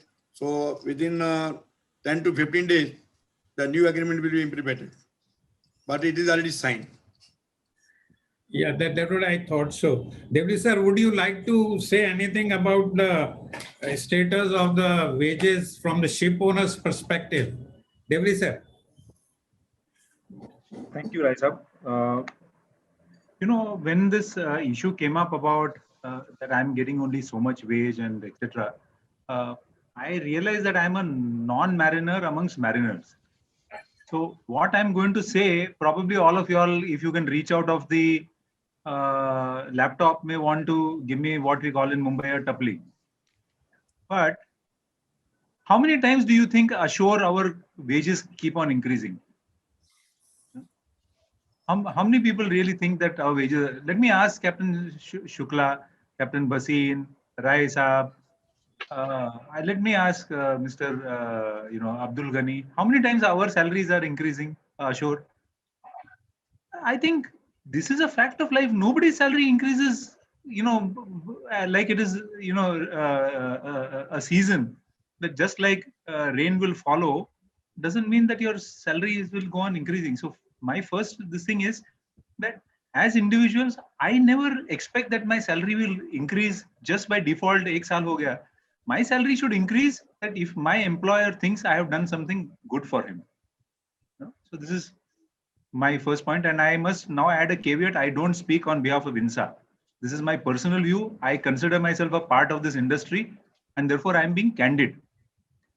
Now, speaking on behalf of owners, I think आपका इंसा में union नहीं है ना, union बना आपका salary अभी बढ़ेगा आपके इंसा के अंदर. अभी मैं आता हूँ कल 2-3 दिन में, अपन यूनियन बनाते इंसा में, then we'll go to the president इंसा. आपका सैलरी जरूर बढ़ेगा. आपके मेहरबानी से बढ़ जाएगा सर. बढ़ाएंगे इंसा के लिए यूनियन बनाएंगे. So that is why. So see, there's no need of getting upset. I'm only coming.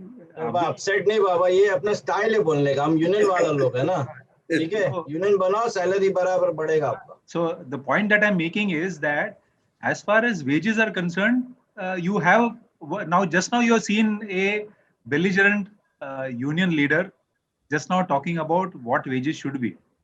So with somebody around like him, why does somebody feel that wages are still low? I think Abdul Ghani intervened at the perfect time, because when we have such a aware leader who stands on behalf of all the seafarers, I don't think there is a case made out that the wages are lesser. And maybe Mr. Abdul Ghani can answer whether the wages are lesser or not.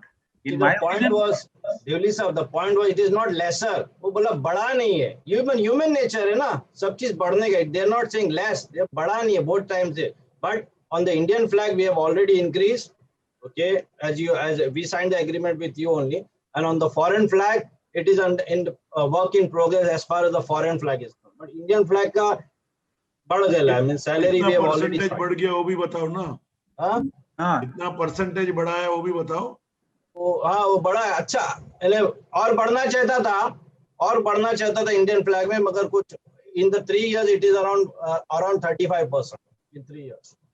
Yeah, and anyway, Abdul Ghani sir, I was only trying to see that there is an agreement which has been done and wages have been increased, and this has been a mutual agreement between the two parties. So I will go with what Mr. Abdul Thakur and Shri Devli Sahab has said.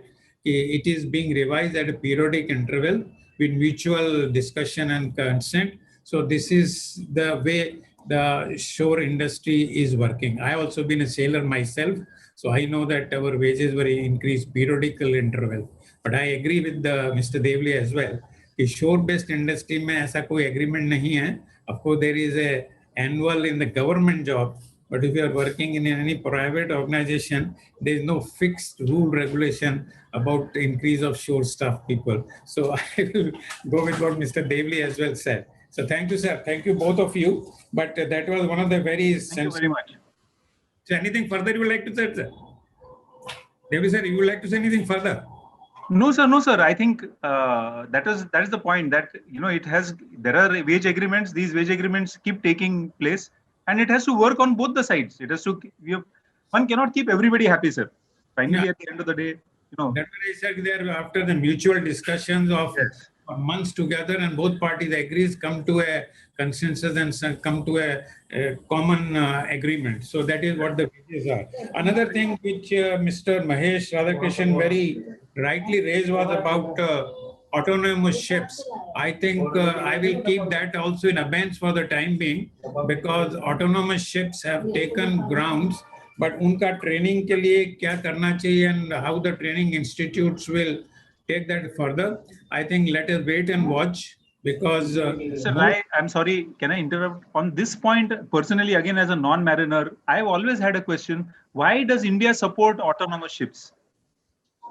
If I am one of the largest supplier of seafarers, shouldn't I be logically? It beats me as to why we propose non-autonomous ships.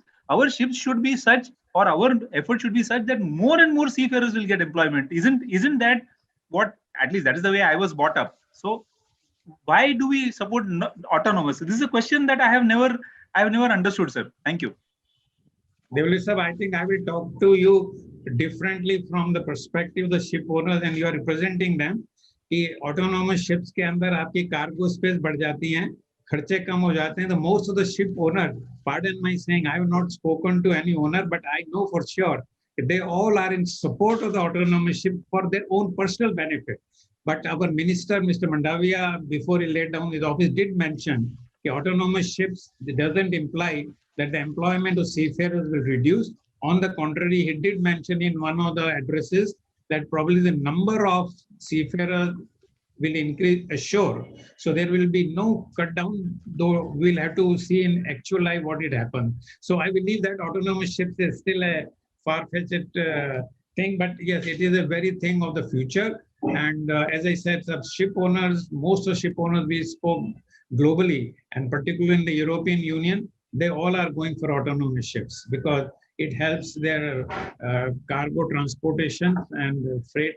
Of course, India being labor-oriented, we look for employment. So yes, our industry will have to take another call on that. As far as the institutes charging too much, etc., and all that, that is, depend on institute. I leave that, Mr. Mahesh. Any further, if you have clarification required, please put it on the chat box and we'll come back to you. Now coming to Miss Maritime, her issue is about preference to the women. I may assure you that the Indian shipping in particular has been very supportive of not only training, but giving employment to the women seafarer. Recently, we did celebrate India made a history itself when one of the product tankers of Shipping Corporation, Shwaram Krishna, was manned only by women officers. So that's a remarkable credit to you people, women empowerment. I also heard one of the speakers saying that many women engineers today are working ashore, including as a surveyors and including as commercial officers or even as a superintendent. So they have a very remarkable, jobs in their hand, and they are doing excellently or exceedingly good work. So we industry has no doubt at all. And again, I will mention few companies like Tolani Institute or Maritime Institute or private MSc, etc. They all are giving preference to the women. So I really would like to know if any women in particular were denied a job because of any gender discrimination. So gender discrimination is totally ruled out. And if any issue like that, please come forward and raise that issue. And I really do not know whether what you said that you have to use Mr. before your name to get employment. I still would like to know. I may request one of the management company head if they can throw a light on this. Mr. Pradhan. That Mr. was not for me. That is one of my friends I know. So a lot of times, she got a call because she had a Mr. before her name. But when the company got to know that she's a female seafarer, they said that, oh, we didn't know that you are a girl. So things like these have happened. So basically, what I wanted to highlight here is not just on the employment front. Now it needs to reach further on the empowerment front. It's not just about hiring them on a very initial level, and then on every scale there is so much of hurdle on board, on shore, that if we don't promote them, because we have so many hassles going on together with our professional life. So it's just that, if Indian companies or wherever Indian female seafarers are being hired, so if we could understand the background from where we have come up to this level. So there are so many hurdles, and if somebody tells you that, we can't promote you, that we have so many other seafarers who are more experienced, we need to promote them. But then you need to understand that you have only 2 female second engineers or maybe 1 female chief engineer.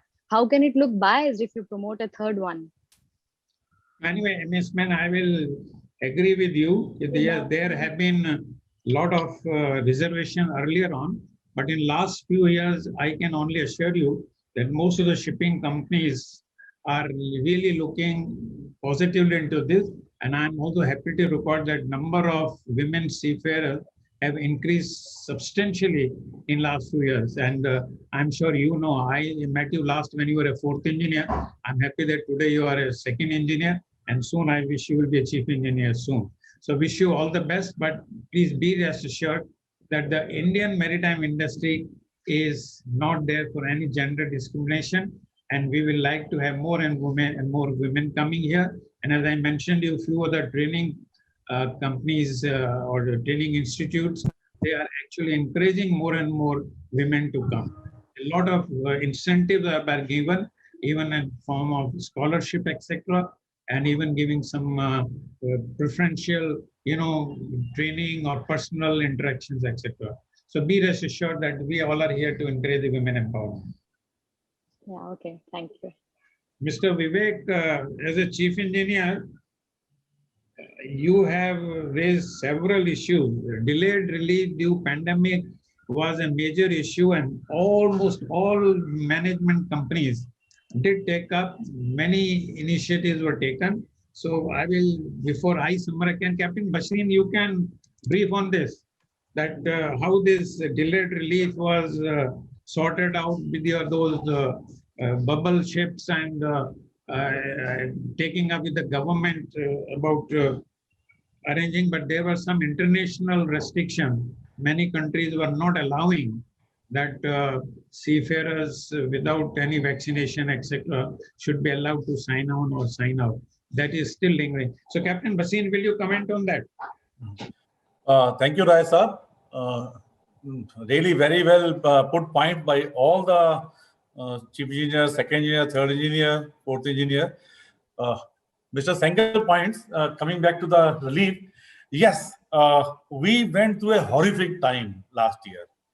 And as I speak, all of us here, the thing from FOSMA, from MASSA, from INSA, we all got together and they started a bubble chartered flights. And let me tell you, we were the first one in the world. And because the release were getting delayed to a long period, and there was the countries were not allowing, everybody knows the people who were sailing on board, they themselves were very, very cooperative. If in those days, no matter what we had done, but the main credit goes to our seafarers. They were asking relief, but they knew what everybody is going through. And the thing which started here with a lot of help from our DG Shipping and the minister at that time, that they allowed a chartered flights operating. There was a FOSMA MASSA flight, there was special company in own chartered flights. We started taking the people out from the country to a designated airport. From there, they were going to the other flight, and same way they were bringing back. And it took a lot of persuasion, a lot of work from everybody involved. So it is a collective team which made it possible. Having said that, so the problem is not over. I would like to today, like speaking here, problem of that time and the problem of today is entirely different. Today, a lot of restrictions have come, especially in the last month and a half or two, that the Indians have been stopped from traveling. A lot of ports have put up various restrictions. They will not allow the flights coming to their own countries.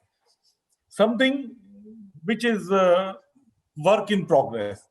You won't believe that every week there are 2 or 3 meetings among the industry that we reach out to this country, to the Indian ambassador, or to the external affairs minister, to the DG Shipping. It is a continuous efforts, continuous. Some places we are successful, but many places we are not. It is like own country's jurisdiction. They say, yes, you can come. They say, no, you cannot come. Even I also must tell the unions here, like MUI and NUSI, they have been also very supportive in the whole industry. So just to convey, it is work in progress, and some places we have got the mandate to get the seafarers relief, Indian seafarers, or the other, some places not. Yeah, thank you, Captain Bhasin. Of course, there were some minor issues which probably Mr. Vivek will need to update himself. I just wanted the standard operating procedure are there for any engineer or technician board a ship. So probably please update, they also need to go through all those requirements, and nobody without the approval can board a ship going to the COVID test, etc. So that is that was a very good question from him. Very good question. Because you see, the seafarers are going on board. All our companies, they are doing their 2 to 3 tests.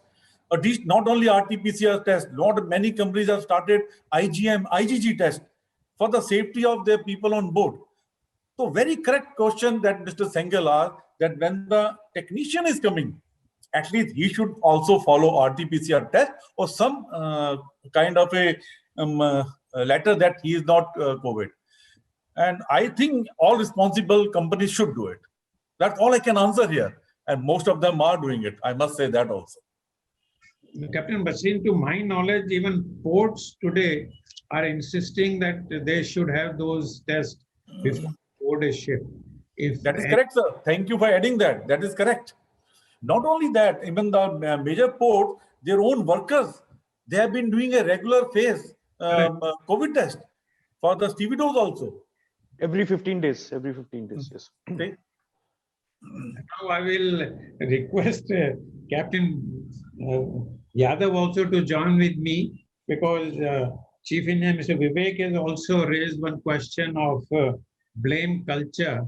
And in the last few months, I have also seen a lot of blame and criminalization, particularly post this Suez, that blockade of this vessel and Evergreen, etc. So what needs to be done?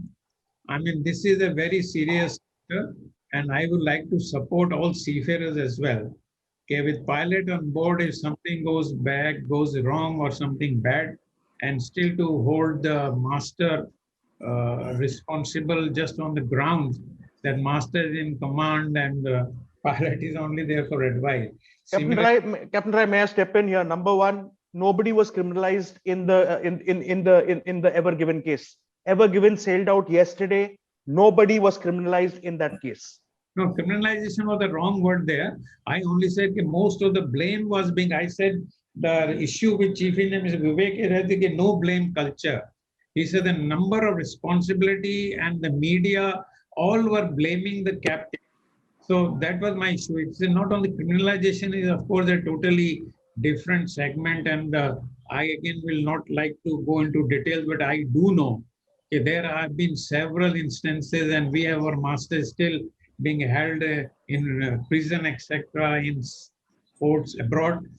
And because of whether right or wrong, I will not debate because they all are subjudicial today.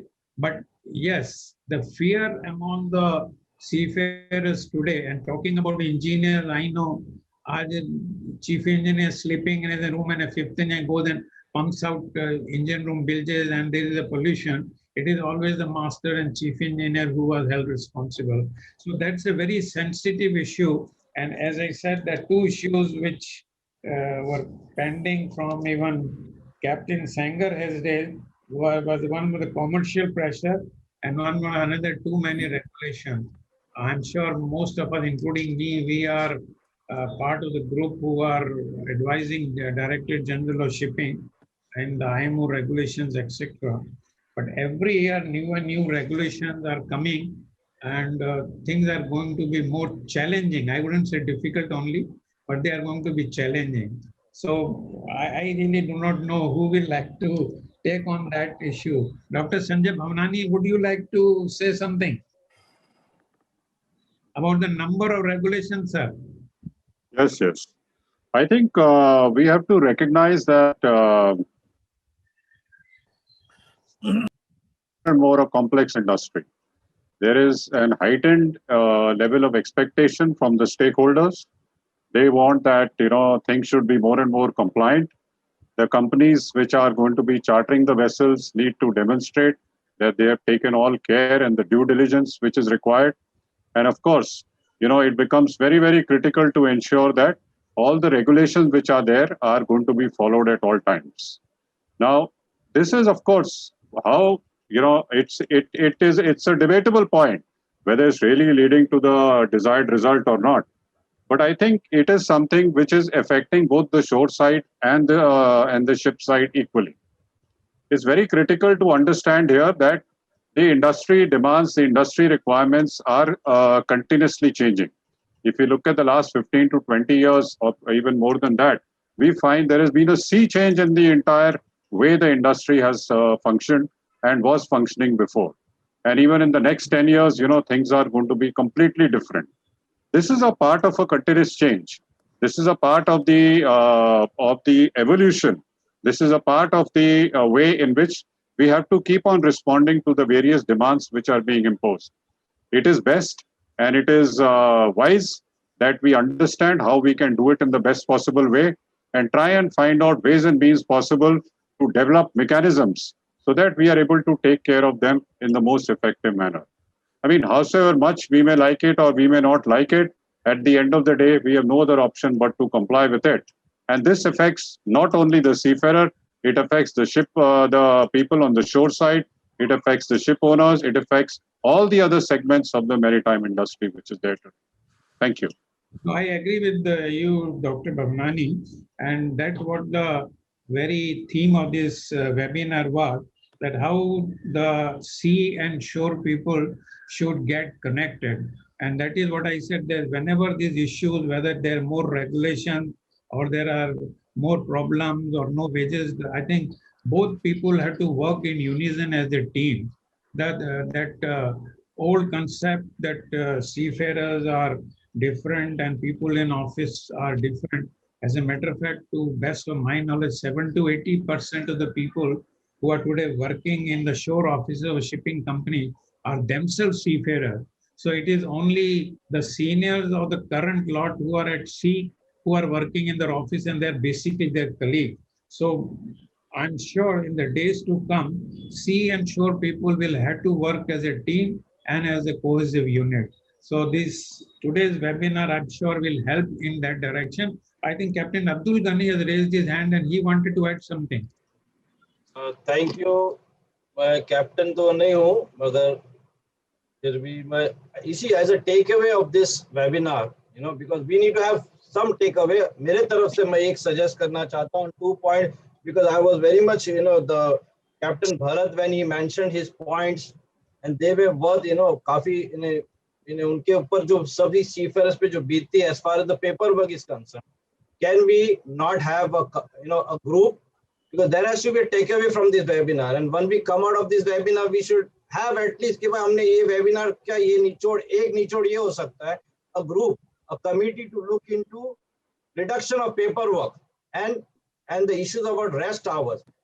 At least a minimum as an Indian group, it can be with foreign ship owners, Indian ship owners union milke a group can discuss it and give our findings to the Maritime Administration, or at least within us in a code of good practice as a group. It is not binding or mandatory, but at least एक सुझाव हो सकता है, reduction of paperwork, and because there is a lot of falsification of rest hours also. I am again going back to what Captain Bharat had mentioned. The group should discuss amongst ourselves and give our findings for the larger audience to follow, as a code of good practice. Thank you so much. Yeah, thanks, Mr. Abdul Ghani Sarang. I think we have already overshot our time, what was prescribed. So I will now tell Captain Mani, can you please take over and look what we can conclude, or would you like to discuss further? Captain Mani, please. Yeah, thank you, Mr. Rai. Before we do that, we have our chief guest, Captain Pasi, to sum up this seminar and his thoughts. He has spent a lot of time dealing with the seafarers in his various capacities, and I really look forward to hearing him on what he has seen and heard in this webinar. Captain Pasi, please. Thank you, Sanjay. First of all, it's an honor to be here with you today and listening in. Now, the specifics of so many questions that were raised or so many points that were raised have already been answered very ably by the panelists and also by Abdul Ghani ji and Amar Singh ji. Looking at it holistically, somehow, it comes across that there's a lot of, not bitterness, but there's a lot of, grief that seafarers are facing in the sort of big picture sense of the word. Now, let me assure you, seafarers, that this has been going on from time immemorial, that we have felt the grief, but there is also the positives of it. What happens is that even if you wear a very nice, white, crisp new shirt, and there is a small dot or a speck on your shirt, that's all you see, is that the spot or the speck. You don't see the white cleanliness of the thing. Let me tell you here today, in the last year and a half or 2 years since the COVID thing started, I have been witness to the way that your shore management, your people, your company heads, your unions have been fighting and going that extra mile, forget extra mile, going the whole damn 9 yards to make sure that you, as the most prized people in this industry, are taken care of. I know how many midnight lamps have been burnt. I know how people sitting in this room have been, making arrangements for flights. We have been personally going and, talking to the ministries, the ministers. Amar Singh has been going with Abdul Ghani ji, along with Mahinder, and so many. I mean, I can't name individuals, but there has been so much of progress and work that has been done on the really important things. Yes, I know the food is not really good somewhere. I'm not, I have to have a long, waiting period before I get a ship. Those issues they've been there for years, they are going to be there. But the big picture is that your management, your shore side, please be assured they are supporting you and you are in their mind all the time. Other issues that came up were about, the gender issue. And Ms. Mann, that there is a lot of work to be done. But Rome wasn't built in a day. The best way to look at this is it's not perhaps a very good perspective, but the way to look at it is, what did we have 5 years ago and what do we have today? We've come a long way. We haven't done enough, that's for sure. But there has been a lot of input that's gone into making this a fairer world. And to use your own words, you said, you would like to go from, well, when we ever go up over there, you'd like to go and see that it's an equal world. I don't know if that's ever going to happen in the near future or in our lifetimes, but we are making that progress to sort of take it forward. Guys, the only way that we can, make this whole industry go forward is if all of us are working on it together. It cannot be us versus them. It cannot be shore versus, ships management. It's got to be inclusive work, inclusive living. Seafarers never have the feeling that people sitting ashore forget what the vital role and thing that you are playing over there when you go on board the ships. And similarly, management, please listen to what the seafarers are saying. Please understand their grief. What to us is just a small thing, to them is a big thing. And I know that most of us over here are with manning companies and we don't have much, say in the actual policy management part. But you need to take up the cause of your offices with your senior management ashore, with your boards, and only then, when the unions, when the seafarers and management come together, are we going to have, what we call the ideal world. So it will happen, it can happen, but it takes all of us, and it takes two hands to clap. It takes all of us to come together and make sure that this is done. Gagan, well done. This has been a fantastic webinar, and I think you've hit it on the right spot. I think you brought people over here. I mean, look around you. You've got a whole, a plethora of really good experts who actually have done some intelligent talking. And I think that, as Abdul Ghani said, we need to have a takeaway from here. Some of the takeaways are that, yes, we need to look into the paperwork issue. It's been, it's been a sort of thing in the thorn in the side for many, many years now. But if we have a team, as he says, who comes together and puts in the thoughts, it will work. And that team has to be represented more by active sailing seafarers. Us old fogies sitting with white hair over here are not the solution to that, because we need to involve the people who are actually there, who are real time facing this grief over there. What can we do about it? What is the solution? Yes, we know the problems, we know the grief, but what is the solution and how are we going to solve it? Once again, thank you for having me, and great to see that we are progressing towards, a unified approach and a unified system. And I hope that over the next few years, we will all be able to, have a better tomorrow. And Nyari, I hope that in particular for the women, we have a fairer world and a better tomorrow too. Thank you very much, gentlemen. Thank you. Thank you, sir. Thank you, Captain Pasi. As always, it's very, very good to hear from you. Good to have you in a meeting. You bring life to a gathering, and I can say that from very personal experiences with you. So we have overshot our time by at least an hour, and it has been a very enlightening discussion. Though I can see from the chat that that some people thought we were digressing from the topic. I don't think we were digressing. I think Gagan has made a start And I think we need to have series of such webinars or hopefully seminars where we can all actually see each other and have, a drink together after the seminar.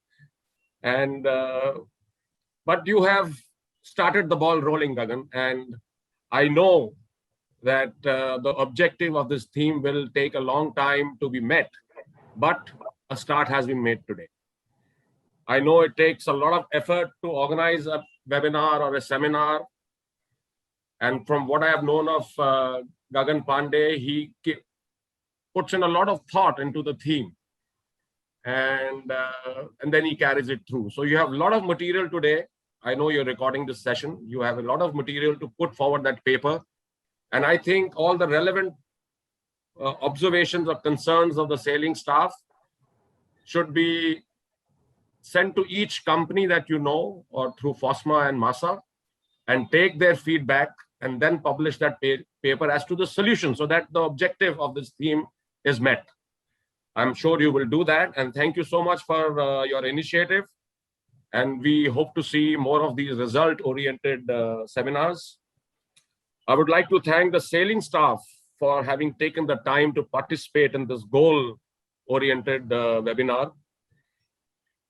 I thought that each of the speakers brought a very fresh perspective in some of their points to the whole theme.